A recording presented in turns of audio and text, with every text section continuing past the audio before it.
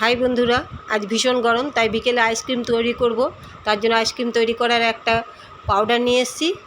সেটা 250 দুধ নেব আর হাফ প্যাকেট পাউডার নেব। এবার অল্প দুধ দিয়ে পাউডারটা আগে গুলে নেব।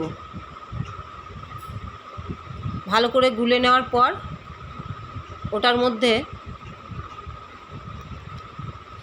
আরও দুধটা ঢেলে দিয়ে ভালো করে গুলে নেব।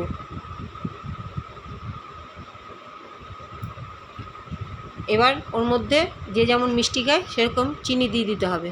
তারপর গ্যাসে ওভেনে চাপিয়ে ওটাকে ভালো করে ফুটিয়ে একটু গাঢ় ফুটতে ফুটতে যখন এটা গাঢ় হয়ে যাবে, তারপর এটাকে নামিয়ে ঠান্ডা করতে হবে। বেশ কিছুক্ষণ ফুটিয়ে এই দেখো নামিয়ে নিলাম। নামিয়ে এবার ঠান্ডা করব, কারণ ঠান্ডা না করলে এটা আমের পাল্পটা দিলে ওটা ফেটে যেতে পারে। যার জন্য এটা এখন দেবো না, এটা ঠান্ডা হোক। ঠান্ডা করার পর আমি আমের পাল্পটা এবার মিশিয়ে দেবো। এটা মিক্সারে আমি পেস্ট করে রেখেছিলাম। 1 বাটি আমের পাল্প আছে, 250 দুধে 1 বাটি দিলাম। এবার এই পাল্পটা দিয়ে ভালো করে গুলে নিতে হবে।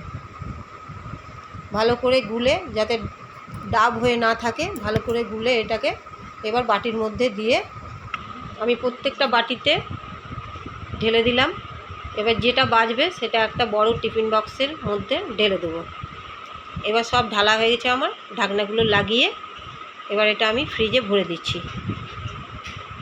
এবার ছোটো বাটিগুলো আমি ভেতরে ঢুকিয়ে ওর উপরে একটা ঢাকনা দিয়ে দেবো, নাহলে বরফ জমে যাবে। এবার ডিপের মধ্যে রেখে 6-7 ঘন্টা পর বাটিটা হয়ে যাবে, কিন্তু যেটা বক্সের মধ্যে ঢাকা আছে সেইটা 10-12 ঘন্টা পর বের করতে হবে। একদম আইসক্রিম তৈরি হয়ে গেছে। কেমন হয়েছে অবশ্যই জানাবে। দেখো, তোমাদেরকে আমি কেটে দেখাচ্ছি চামচ দিয়ে কেমন হয়েছে।